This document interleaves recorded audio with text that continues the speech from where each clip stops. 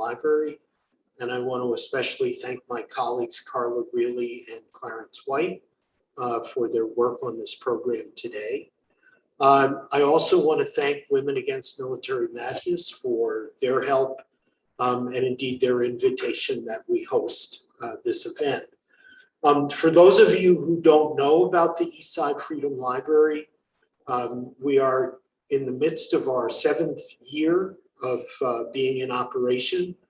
Our mission is to inspire solidarity, work for justice, and advocate for equity for all.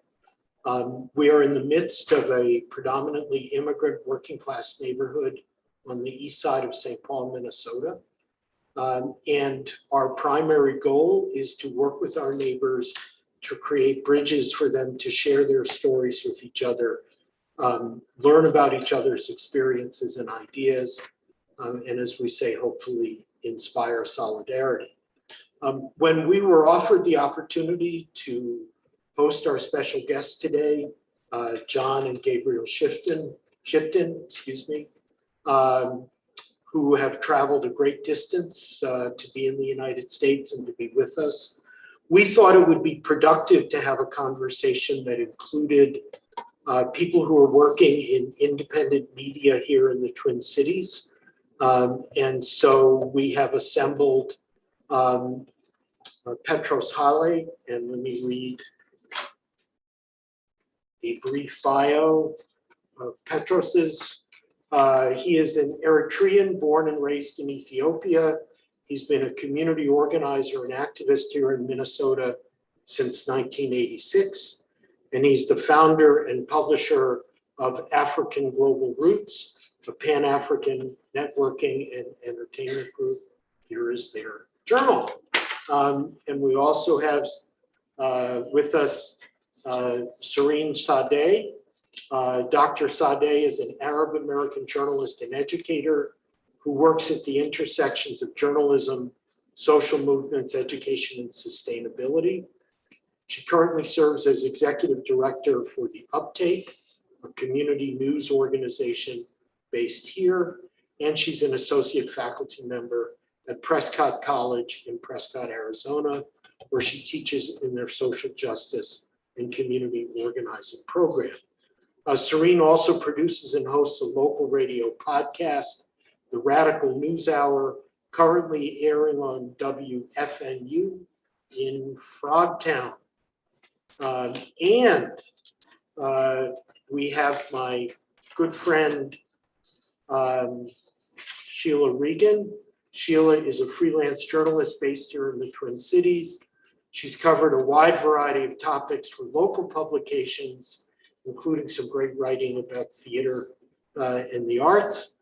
And she's recently been publishing in the Washington Post and the Guardian, and she had a piece in the Guardian yesterday. So our plan for the day is we will hear from John and Gabriel about their tour and Julian Assange's case and where the case is at the moment, and what we all have at stake in this case. And then we will turn to our local independent journalists who will speak about how issues of free press, freedom of speech, interference with media are impacting the work that they're doing here in the Twin Cities.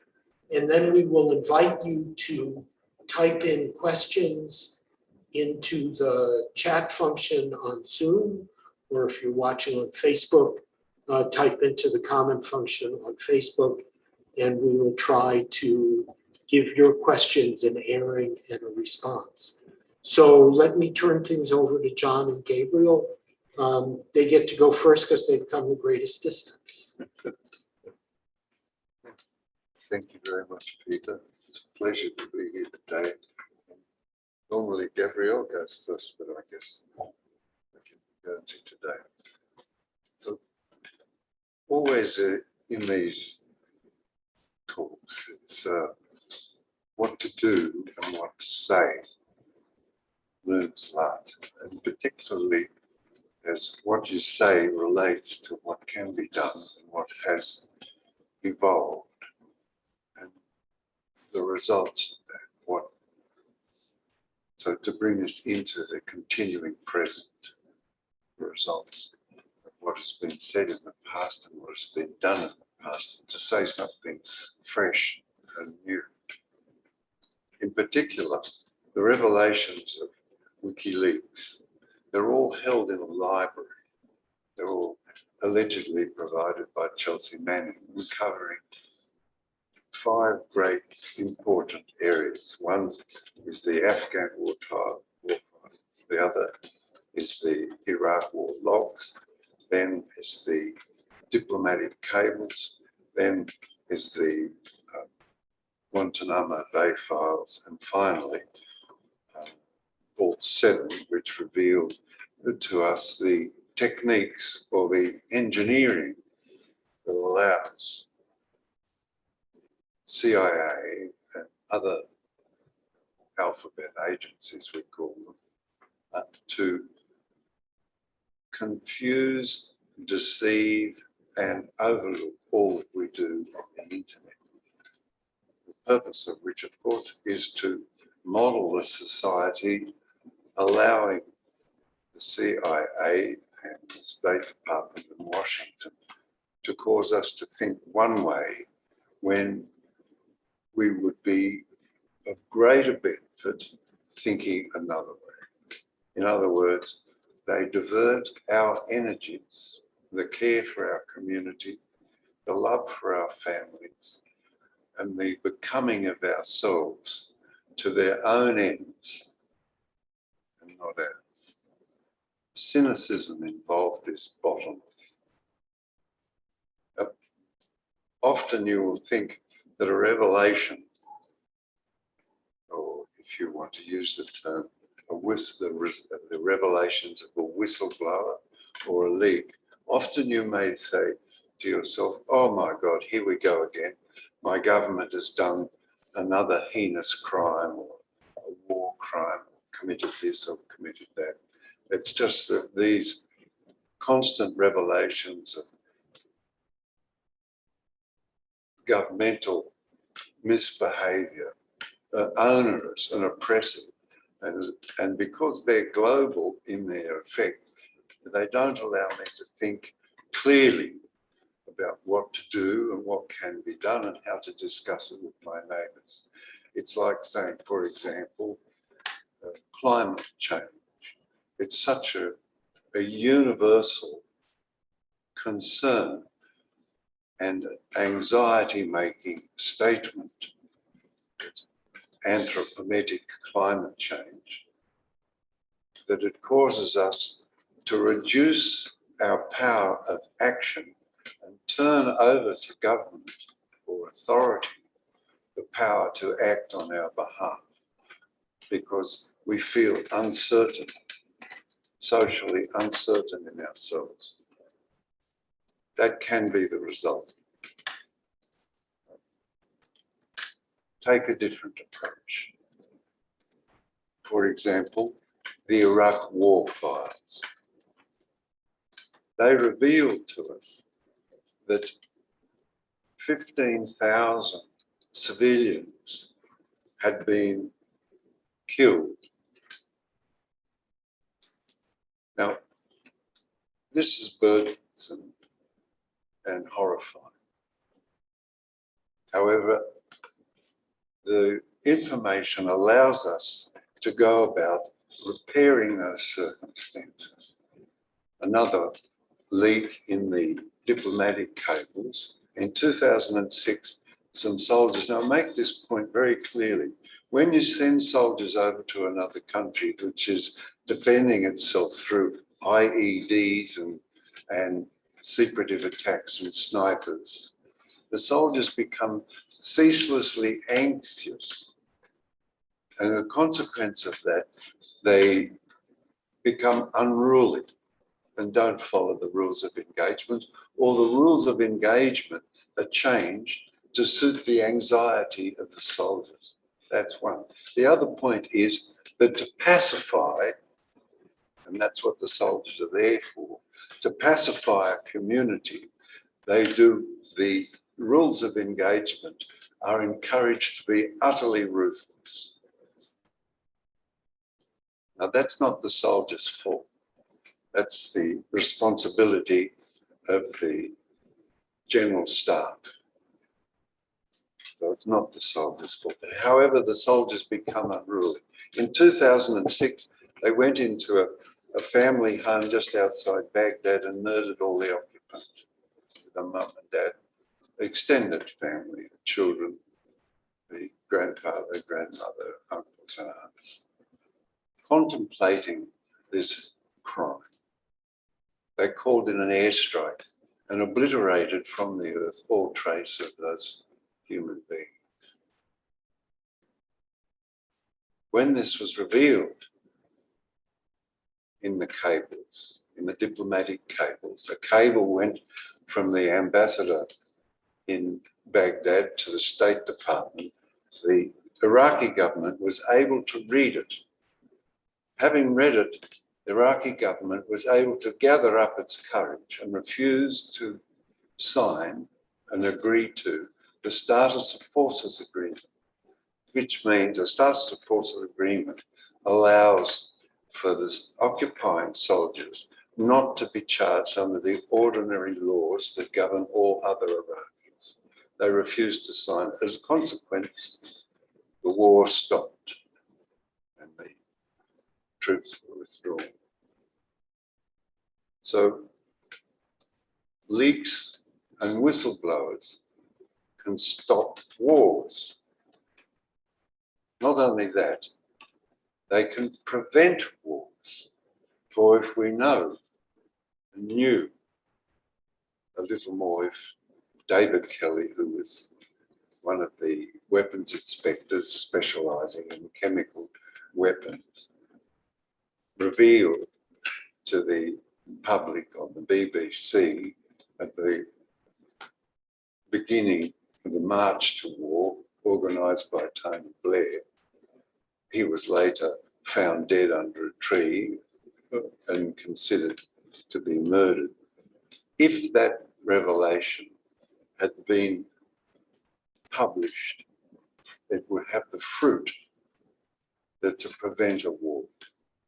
These people, the Tony Blair government and the Bush government, wanted a war in order to destroy Iraq. People like Rumsfeld saying that, you know, if you've got to make an egg omelette, you break eggs. Talking about the slaughter of 1 million human beings, 600,000 human beings, if you take the Iraq war body count number, 750,000 if you take the Lancet number. 6 million excess deaths in the Middle East in the last 20 years if you take the research of Gideon Polya, an expert on excess deaths. Mr. Rumsfeld saying, if you're making an omelette, you've got to break eggs. Can you imagine anything more obscene and grotesque, speaking that way about the destruction of a country and the murder of between 600,000 and 1 million people? So the diplomatic cables allow us to get insight into the daily events that govern diplomatic arrangements throughout the world. And we can now, this minute, you can go to your computer, look on your computer, go to Wikileaks D+, and all of the diplomatic cables will be there, plus in a searchable form, plus all of the diplomatic cables from the 30-year release of the Kissinger cables. You can go and search and have an understanding equal to those people in the State Department and in ambassadors' posts around the world. You can have an understanding equal to theirs. So this pretentiousness that the government goes on that this is a national security matter and we think better about that than you is just a falsity. It's just so that you surrender your sovereignty, your personal sovereignty, your community sovereignty, the sovereignty of your family, the sovereignty of your friends to them so that they can do whatever they like, whatever they comes into them, whatever ridiculous, overweening ambition bites them on the bum that day. Next. It also can bring about justice. So the Guantanamo Bay files allowed the great American lawyer, Clyde Stafford Smith. He established an NGO titled Reprieve, and he went with his crew to Guantanamo Bay. There were 22 children in Guantanamo Bay, and he managed to bring about the freedom of many of those so accused. Taken as a whole, the 5 revelations that I mentioned, the Iraq War files, the Afghan War files, taken as a whole, in the fullness of time, it's 10 years, a nation state as rich and gigantic as the United States empire takes a bit of a while to turn around. So taken as a whole, all of those grasped in a single moment, those revelations. 10 years later, we see that they've left Afghanistan. They've left Iraq. They're closing Guantanamo. They're leaving Syria. So you see, grasped as a whole and in the fullness of time, and 10 years is not much in the history of a state, especially one as rich and powerful as the United States. 10 years is not much.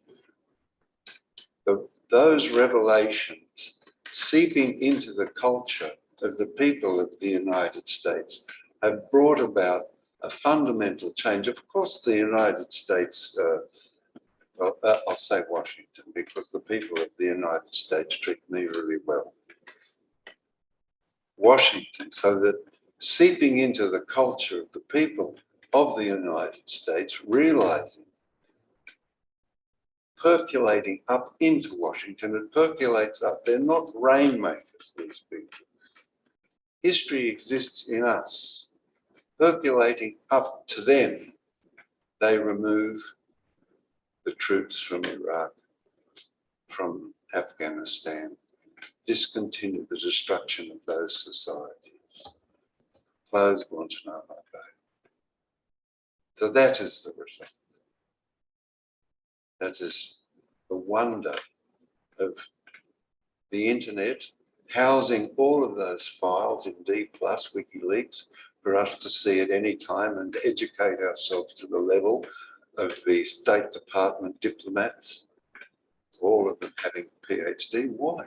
I mean, a PhD, these people have done 2 things, I'll finish on this, that are really questionable. One is they take to themselves and hold themselves above us and say that we are the holders, we know where the elephants lie down, we know where the source is. We have access to the source. You people, we will guide through the desert across the Red Sea, whatever metaphor that they want to use to separate themselves from us. This is a profound stupidity, moronic beyond belief, for they are part of us, and the education level and the level of culture that we hold within ourselves creates them. And this distinction that they put upon themselves brings them to ruin and us to ruin. It's very clear in the circumstances that the United States finds itself now.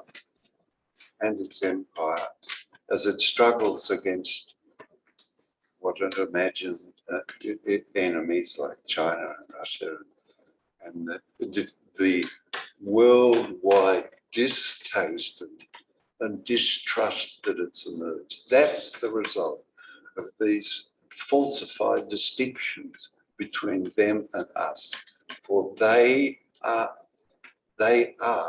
essentially, fundamentally created by the level of culture and education within us. There's no distinction. And having made these distinctions for 20 years, they've done, well, let's say, I'll take Oliver Stone's figures. Having made these distinctions for 30 years, they've destroyed 14 countries, squandered $12 trillion, the treasures, the great treasures of the United States, squandered on wars to advance a hegemony which failed, and knowingly, predictably was going to fail. So lastly, I give thanks to the people of the United States who made us welcome, and also to the enculturation that has happened with the revelations from, allegedly from Chelsea Manning and Julian Assange and Wikileaks, the enculturation which has brought about the end of those wars, occupation and Guantanamo Bay. I thank you very much. Thank you, John. Thank you. Gabriel? I'm Gabriel Shipton. Maybe I can give you an update of what we're doing here in the USA. My brother Julian is in prison in Belmarsh, just outside of London. It's a maximum security prison, and he's been there coming up. This is his third year of imprisonment in Belmarsh maximum security prison. He's charged basically with publishing. He published what John was talking about, the Iraq war logs, Afghan war logs, the diplomatic cable set, and the Guantanamo Bay detainees files. And under the Espionage Act, he's charged with publishing those and also engaging in what journalists do all the time, and dealing with their sources and publishing information. On January 4th, Julian won his extradition case. The judge rejected the extradition request of the US government, and then the US government instantly appealed. A few days after that, Julian's bail was rejected. So we're in a situation now where Julian won his extradition case 6 months ago, and he is still in a maximum security prison, awaiting an appeal. There's no indication of when or if an appeal will happen. So it's this, just basically extended limbo, that Julian has been in, for going on 3 years. So John and I are here in the US now,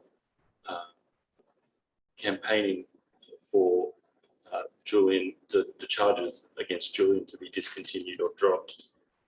We started off with a 17-city tour across the US. We started off in Miami, and then we moved our way around the East Coast. We had, a huge New York event where we had to, expand the tickets 3 times over. A capacity event in Washington DC, Boston, where we picked up an award for Julian, the Sacco Vincetti Award. We had actions in Philadelphia, and then we in Columbus, in Ohio, Chicago. And now we've made our way here to Minneapolis and St. Paul.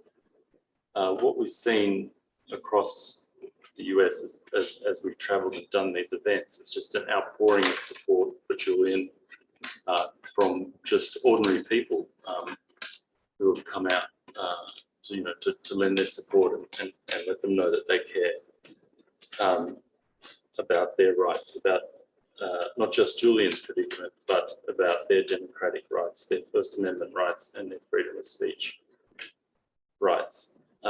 We've seen the media there was basically a media, the media wasn't talking about this case at all.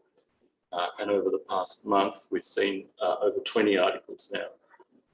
In New York Times is talking about Julian's case, USA Today, Newsweek, all these big publications, as well as a lot of independent and smaller publications, local radio stations. We've probably done 10 interviews on local radio stations. We've been on 2 national news programs, all talking about Julian's case and how it is an affront to the First Amendment and the United States Constitution. So as we've been traveling across, we've been talking to people and asking them to stand up for their First Amendment rights, to talk to their Congress people, let them know that they care, that they care about their rights, and that this case, I'm not saying this, but this case, it's been said to be the biggest press freedom case since the Pentagon Papers. So it's the first time the 1917 Espionage Act has been used in this way against a publisher to stop them, to make an example of them, to show everybody that if you publish this sort of information, this is what's going to happen to you. Back to you now. Great, thank you No worries. both very much. Cirien, would you like to start? Yeah, so I want to be really clear that I can speak from the perspective of being a community journalist here in the Twin Cities, as the executive director of a very small nonprofit, and as somebody who thinks a lot about what does it mean to do this work for the historically underserved and historically marginalized communities that I represent and that I seek to build power in and with. I cannot speak to the sort of international and national ramifications of this. But what I can talk about in my own perspective is that we see attacks on freedom of the press at all levels. And we see it in a lot of ways that maybe we might not expect. I know as somebody who runs a nonprofit and has been fiercely critical of the so-called nonprofit industrial complex, that while we might not see that as a sort of traditional attack on freedom of the press, in many ways it does. It controls so much of our capacity to operate. I think a lot about the ways in which there is deep tension between the legacy media and independent media, and really not a sense of solidarity between those two groups. I think a lot about the ways in which we are under-resourced as organizations and unable to take those big steps and unable to step into these conversations. And so I just want to recognize that I can speak from a very limited perspective. And I also want to honor what John said about PhDs. As a PhD holder, by and large, as a system, excuse my language, we kind of stink. It is very much a group of people that create separation, that talks about them over others. And I want to be really clear in saying that journalists do the same thing. Journalists absolutely do the same thing, where they talk about themselves as having special knowledge or special access. And that creates a deep chasm of distrust, which makes it really easy for people to not want to stand up for local media or any media, because we're not doing our jobs as system actors to build that trust and to build those relationships and to show the purposes of our work. Sheila, please. Yeah, so I'm pleased to hear what you were saying, that there's more of the media coverage of this issue. And I wonder, just as you were saying that, if there's a correlation between, oh, maybe we should cover the Julian Assange case and the fact that these revelations have come out about the New York Times and the Washington Post being basically under attack by the federal government, and then being told that they can't talk about the fact that they've been spied on. And now we just, in this last week, the ProPublica did the sort of bombshell reporting about the amount of taxes that rich people are having to pay. And we've got the Attorney General saying, well, we're going to go after whoever leaks that information. I think that there is perhaps, and also we have like a huge lawsuit here in Minneapolis with journalists saying we were, attacked when we were trying to cover the protests that happened here after the death of George Floyd a year ago, and then subsequently. So I think that there perhaps is an awareness that's happening that there's been a disparagement of news and media, and they've been kind of put as the enemy in so many ways. And meanwhile, we have all these newspapers closing right and left. And maybe that's not such a good thing. So I'm a freelance journalist. I don't belong to any particular publication. I'm not on staff anywhere, but something I think about a lot. I am on the board of Public Record Media, and we do a lot of FOIA requests and government records requests in Minnesota. And it's an ongoing battle, and one that feels like it gets more difficult as time goes on. So Petros? Mine could be a bit different in some sense, but I like what you said, Nix, and whistleblowers can prevent war. Recently, as recent as 3 months ago, there was a war between Ethiopia within their own ethnic rivalry. One of the things is Eritrea got involved without declaring to the international community. So it was exposed because of the social media, and many organizations who reported Eritreans' involvement in the war. So Eritrea admitted finally, and they said they're leaving, but they're still there, they're deep into the conflict.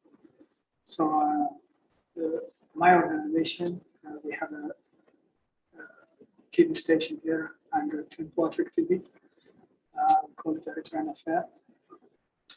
We do our part. One thing that I wanted to mention is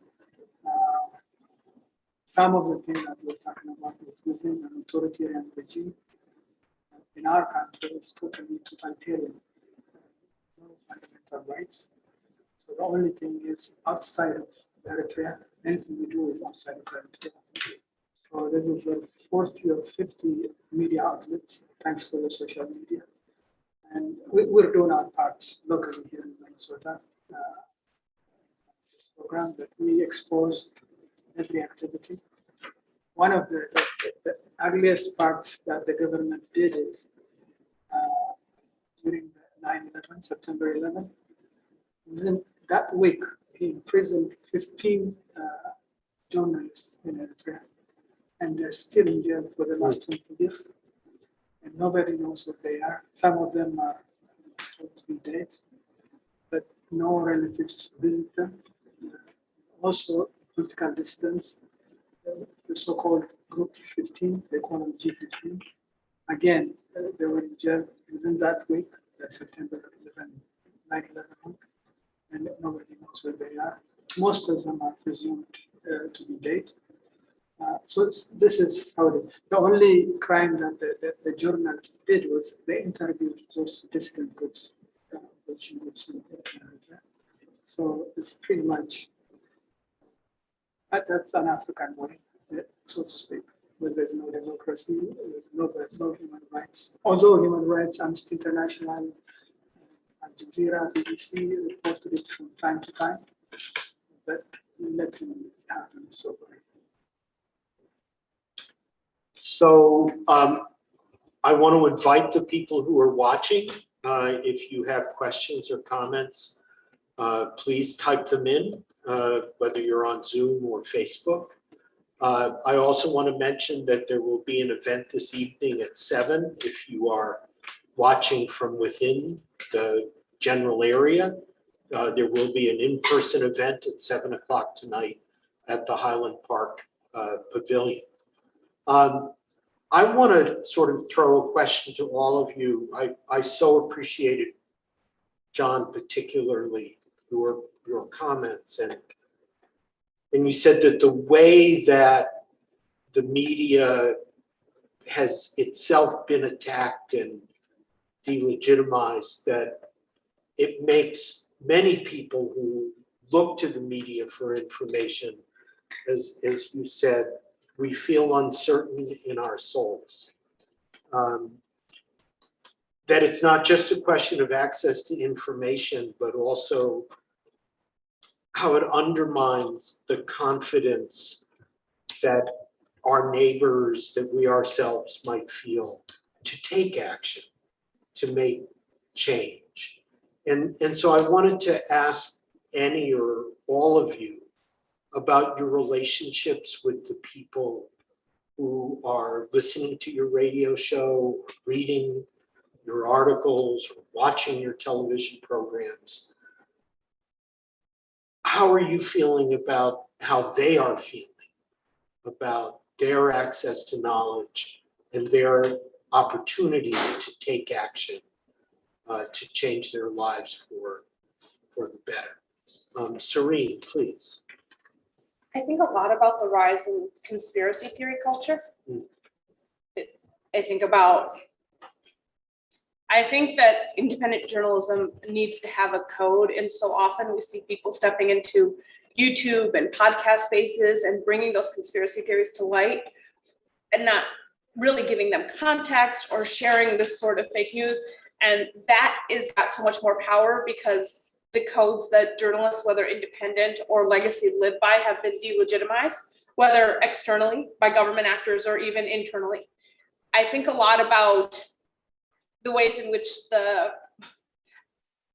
values or so-called values of objectivity are used to kind of keep journalists from stepping into the fray and saying, we're going to be really transparent about where this comes from and the ways in which that's being used against us. And I really am scared about conspiracy theory culture. That scares me because I'm seeing, I mean, and not just when we talk about things like COVID or anything else, but just the ways in which it means communication is it's almost impossible to have two-way communication right now because people are learning from completely different schools of thought, not just textbooks. I think a lot about right now, critical race theory is something that I think has a lot of pertinence to the discussions we have. Is something we should be teaching. It's something I specialized in as a academic and in my work. And I think the fact that so many are banning that discussion, it scares me because it means that we're going to have, I mean,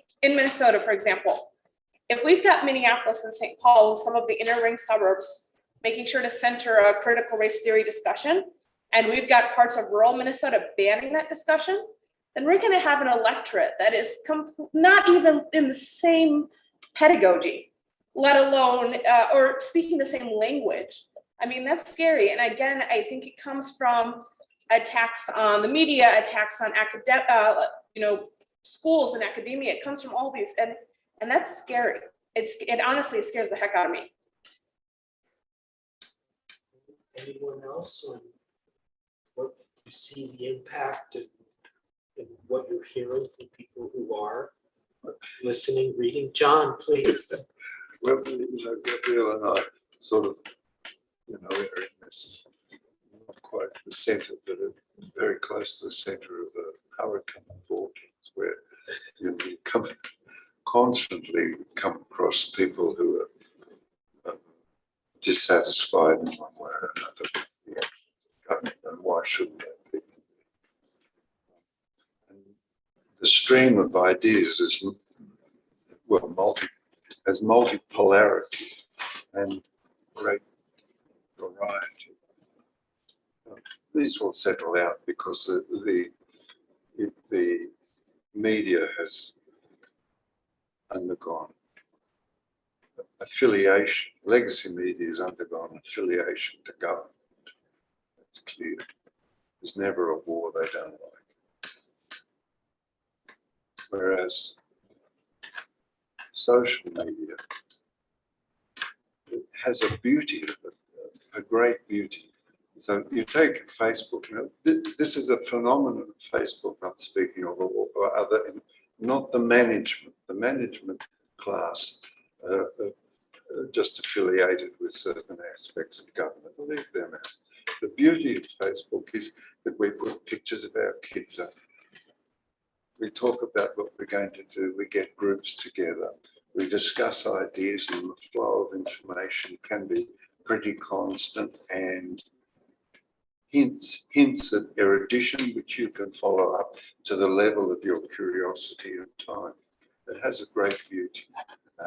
And also it has the flaws and the beauty of being human. So sometimes we preach about somebody else and say, well, cut your front lawn or something, some silliness that we go on.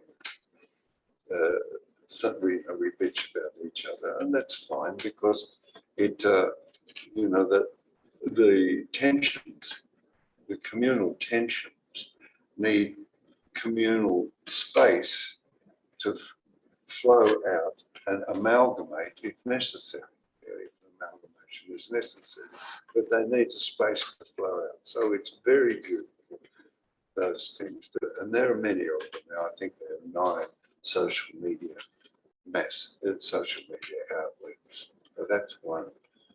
The other one is that with the failures of government policies in so many areas, in neoliberalism, the wars that I spoke of previously, and the support government has received and continues to receive from legacy media,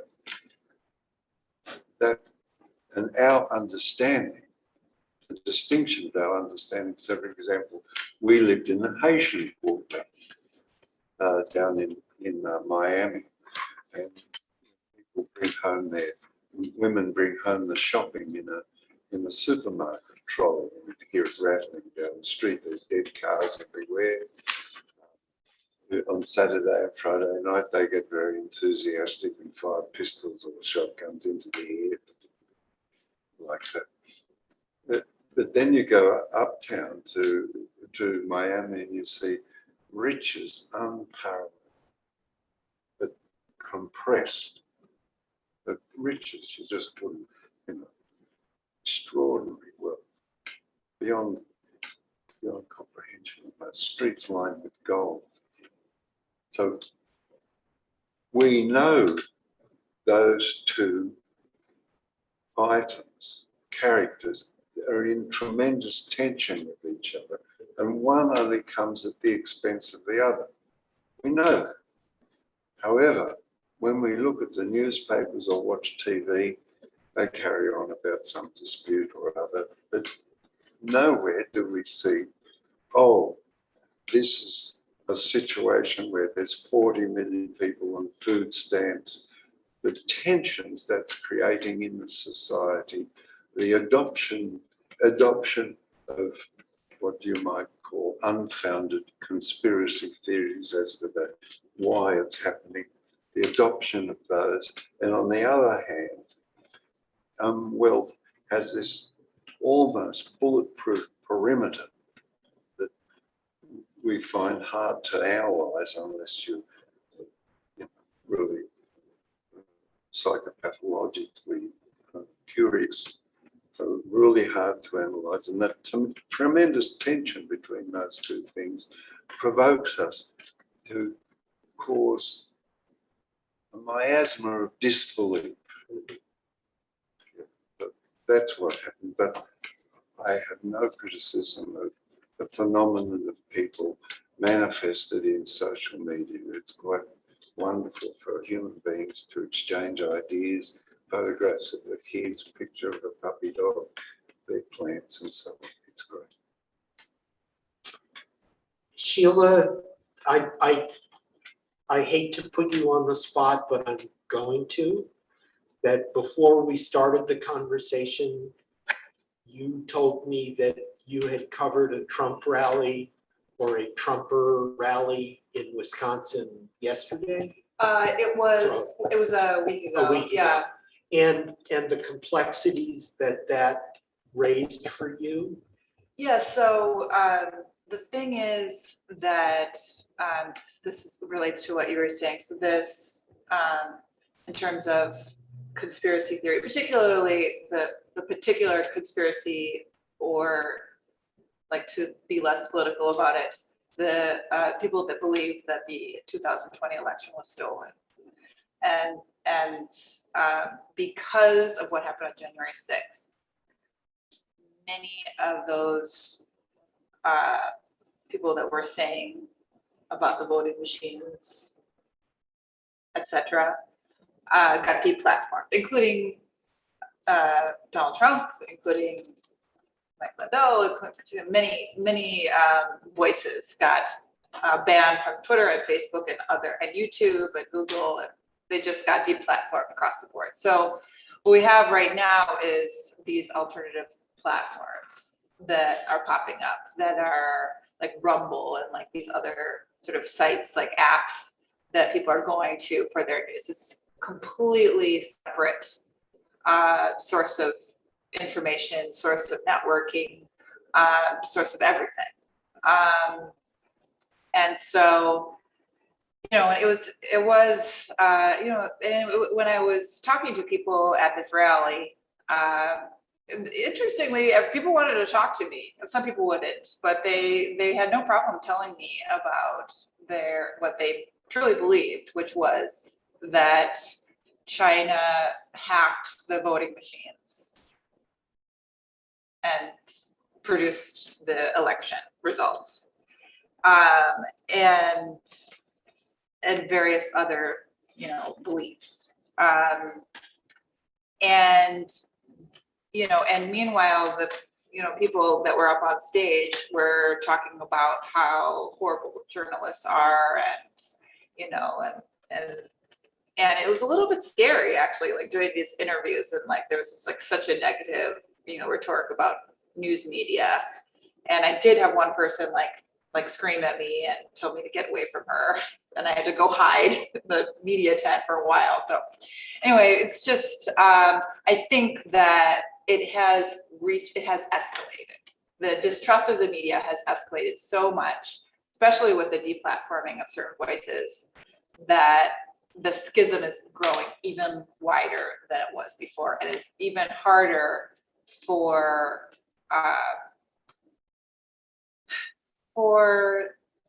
the journalists to be able to present the news, for people to trust institutions like the media, like the CDC, like you know, these things that in the past, who would have thought that we wouldn't believe what the director of the CDC told us was primary public health information.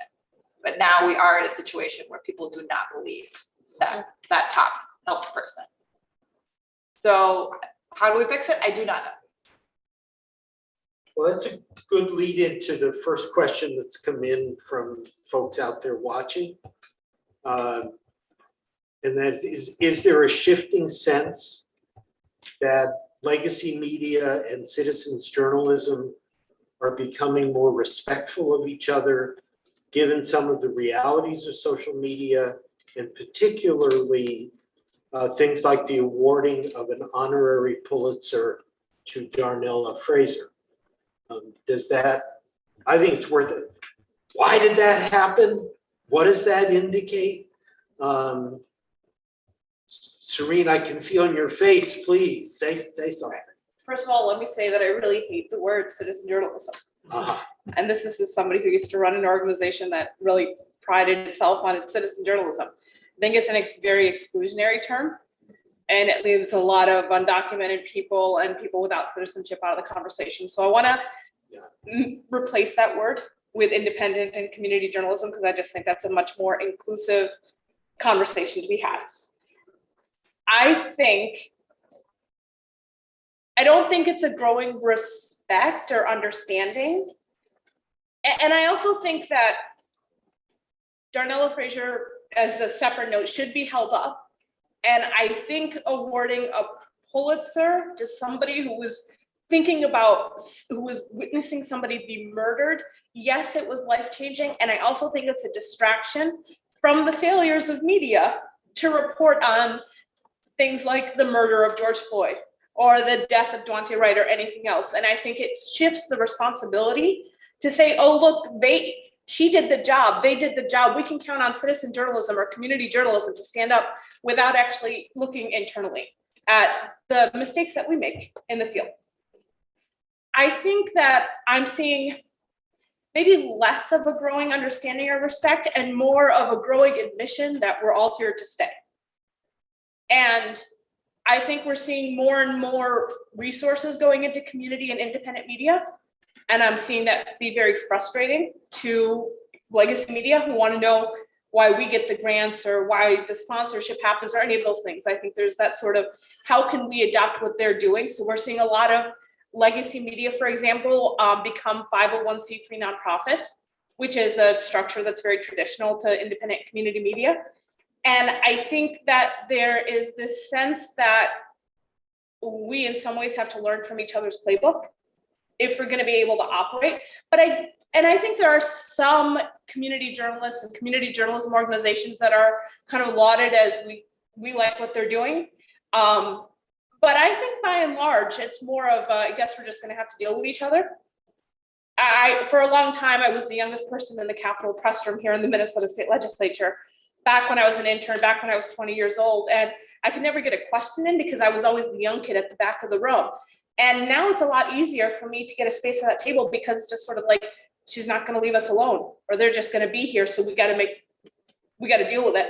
And so I don't know if that's respect. I don't know if it'll lead to respect, but I do think it's nice to just not be ignored anymore, which is nice in and of itself.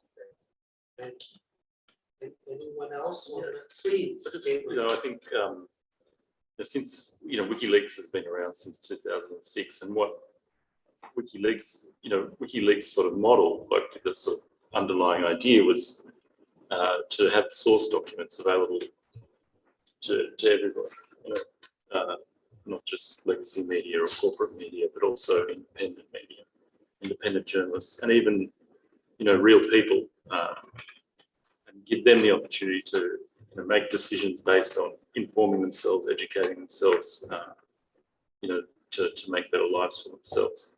So if you take, if you go along and you follow, the trajectory of WikiLeaks and independent journalism, WikiLeaks really opened up journalism for independent journalists. They were able to, leaks were basically, monopolized by legacy media. Like all the biggest leaks happened through legacy media, and independent journalists weren't able to, they could report on the reportage, but they couldn't, access the leaks and things themselves. So it was all seen through a very, a small lens. But after WikiLeaks, then, the releases were open to everyone as an archive. So you had journalists all around the world, looking into these files. From, in Tunisia, they found a cable that showed that the Tunisian leader didn't have the support of the US government, and that led to them being overthrown. So it's these sort of this open source or like crowdsourced journalism that sort of given rise and to more and more independent journalism. And I think just to go back to, you know, how do we build trust? I mean, that is, you're not just saying opinions, you're not just saying, oh, this is the way it is. You're actually providing the source material, which is a way to build trust with, you know, saying this is true. Yeah, and I think a lot of trust was lost, you know, during, you know, especially around the Iraq War period, where you know, that you know, those lies were propagated to enter that war, and so then all these leaks and things came out related from those lies and those wars, and people were able to see through, you know, what the media was complicit in these sort of things, and so a lot of trust was lost in the media, especially in legacy institutional media. So, you know, that they have to work to earn it back. Otherwise, independent media will just keep growing and growing, and their audience share will just shrink and shrink. You know, coming from a very different angle, you're talking about an existing institution of media, you know, so to speak, a lesser of two evils. But I came from a country where there is no private media. So the only media that they have is the government media. And, the only radio, there's only one radio, one newspaper, and almost no social media. That's why I was trying to say that's totally a totalitarian regime. So after I came here, yes, I can see that the diversity of medias, even from independent, you can classify them by being liberal, conservative, and all that stuff. Unfortunately, we don't have that luxury in Eritrea. It was strictly the worst place to be in for journalists. Just like I said, they were in jail for 20 years. Still there, and nobody knows whether they're still alive or not. So I can see, I can be to look at things from a very critical point of view. That I spent so much time exposing the tyrants in Eritrea. So it was just, I can see that we need to be there. As Eritreans, we need to get one day, we can say that we have 10, 15 private medias where we can compare one from the other. But that lecture, I think there's this interesting, or it's not interesting, it's horrible, but you know, what's happening with Julian's case is it's being held up by these totalitarian regimes and authoritarian regimes. So when they're confronted about, you know, journalists being imprisoned or tortured in their countries, like Azerbaijan, Haile, you know, he was confronted like, well, you know, what your freedom of press is horrendous. You torture journalists, you jail journalists. He answered back to the BBC reporter, well, you can't lecture me. Look at what you're doing to Julian Assange. The Chinese foreign affairs spokesperson, they were confronted about their press freedoms in China. And, you know, they responded, you can't lecture us. Look what you're doing. You've got a journalist, publisher in jail in the UK. The UK Russian ambassador was confronted about Navalny. He said, you know, you can't say anything to us about Navalny because down the road, you've got a publisher and journalist in prison as well.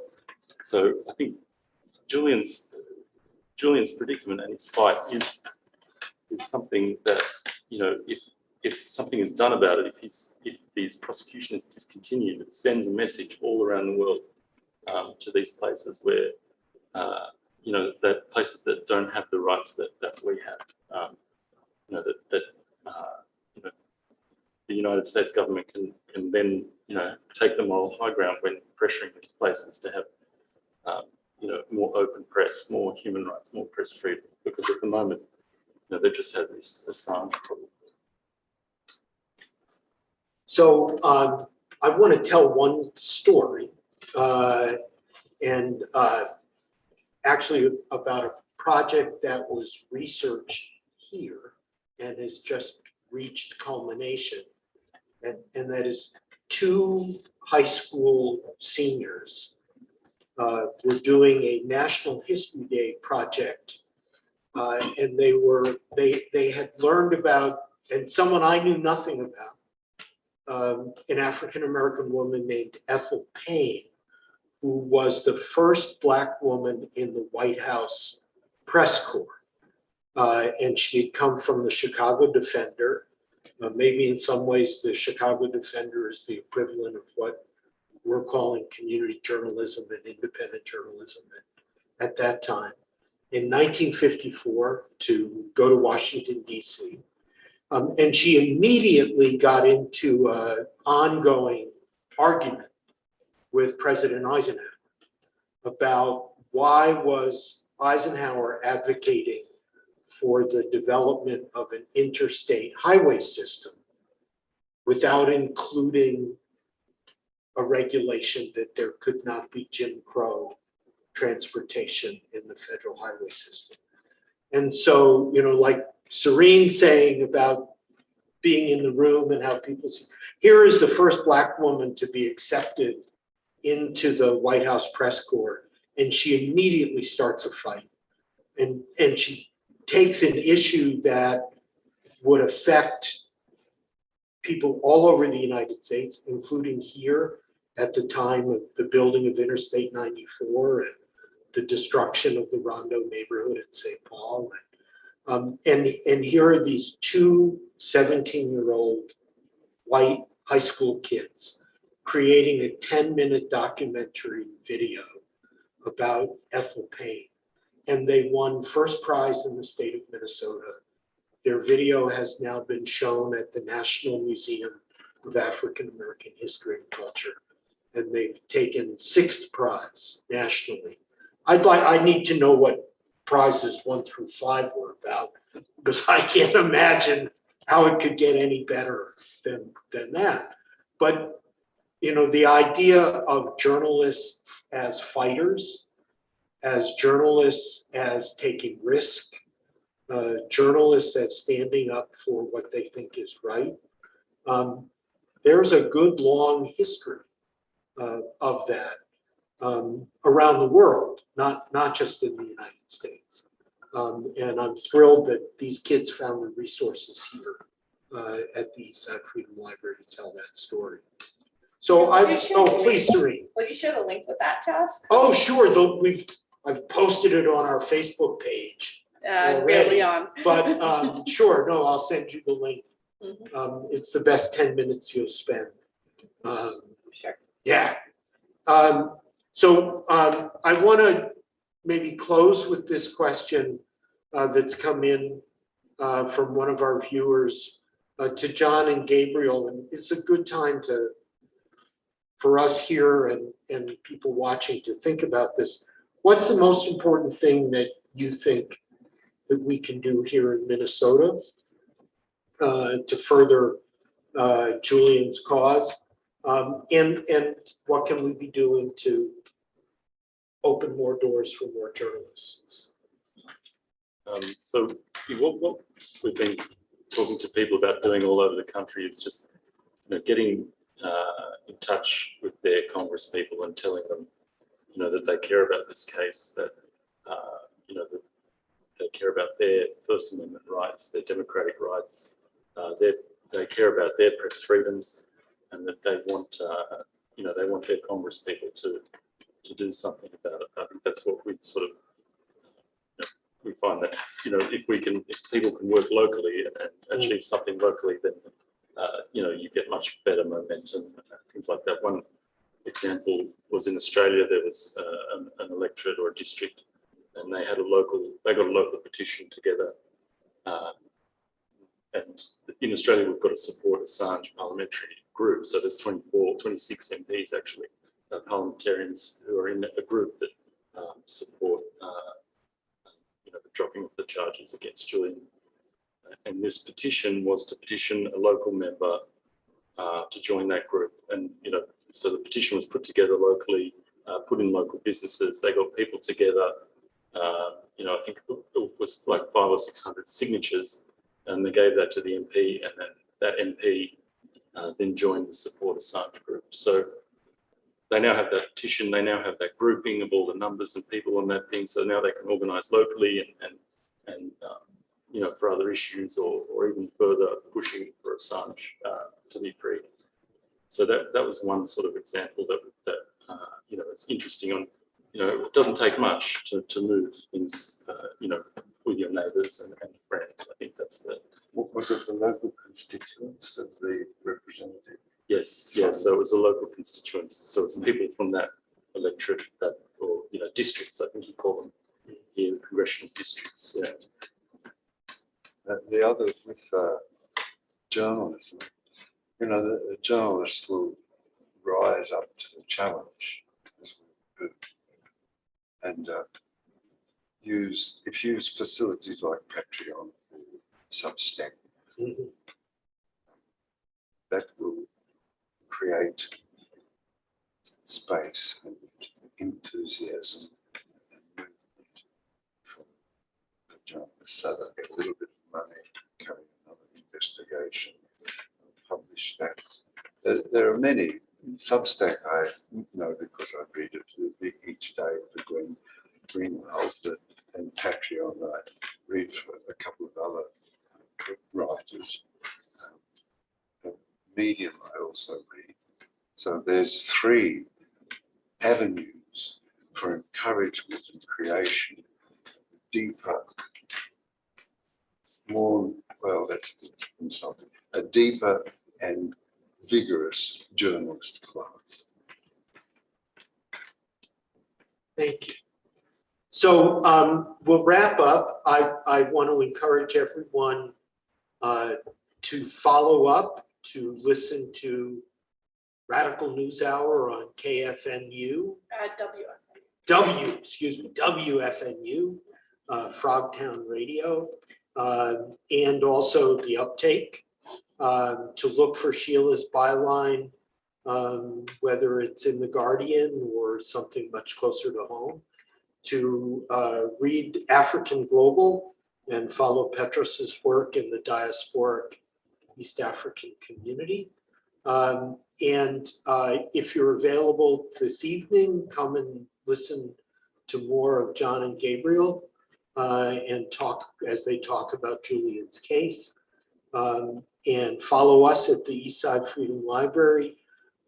Maybe I'll end with this. Tomorrow night, we will be hosting Professor Carlos Hill, who was a student of mine more than 20 years ago and is now chairperson of African American Studies at the University of Oklahoma, and has just published a book on the Tulsa Race Massacre of 1921. And I continue to say that it's a very significant thing that President Biden went to Tulsa and explicitly said that what had happened in Tulsa 100 years ago was not a riot, but that it was a massacre. And I think to some degree, all of us up here believe that words matter, and the choice of the word massacre as opposed to the use of the word riot is very significant. And it didn't happen by accident. It's been years of some of those shady people with PhDs that we've been talking about, and others who have said, you can't call this a riot, this was a massacre, and you should pay attention to it. So tomorrow night, Carlos Hill will be with us with his new book on Tulsa. He will be with us, of course, virtually. But tune in and continue to follow our work here at the Eastside Freedom Library. Thank you, Carla and Clarence, for your work on this. And again, thank you to our colleagues at Women Against Military Madness for making this event possible. And thank you all for participating. Thank you, Peter. Thank you.